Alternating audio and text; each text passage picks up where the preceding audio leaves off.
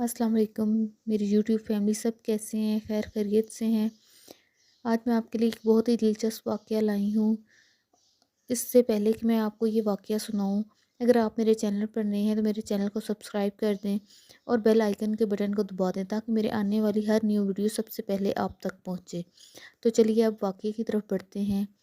حضرت ابو ہریرہ نے بیان کیا ہے کہ نبی کریم صلی اللہ علیہ وآلہ وسلم نے فرمایا، بنی اسرائیل میں سے کچھ لوگ غائب ہو گئے، ان کی صورتیں مسخ ہو گئیں۔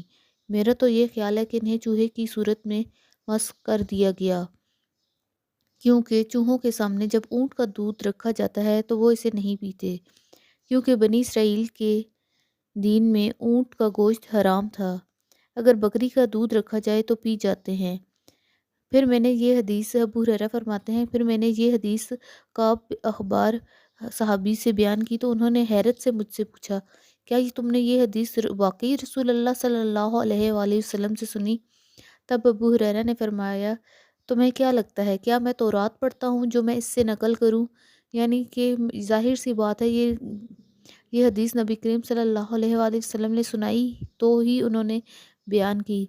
اس کے علاوہ ایک اور واقعہ بھی ہے جو کہ قرآن پاک میں بیان ہے، اور وہ بھی بنی اسرائیل کے بارے میں ہے، اور وہ بنی اسرائیل کی اس قوم کے بارے میں ہے جن کی صورتیں مسخ کر کے ان کو بندر بنا دیا گیا تھا۔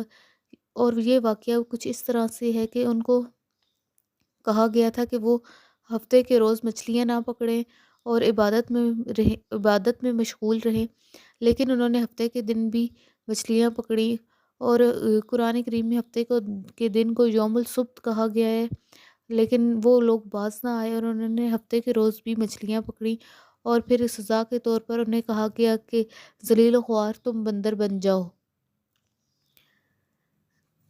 میں امید کرتی ہوں آپ کو میرا یہ بیان کیا ہوا واقعہ پسند آیا، ضرور پسند آیا ہوگا، اور اس سے آپ کے علم میں بھی اضافہ ہوا ہوگا، اور اسے ضرور اپنے دوستوں کے ساتھ اور اپنی فیملی ممبرس کے ساتھ شیئر کیجیے گا تاکہ ان کے بھی علم میں اضافہ ہو۔ اب میں آپ سے اجازت چاہتی ہوں۔ اللہ تعالی ہم سب کا حامی اور ناصر ہو۔ اللہ حافظ۔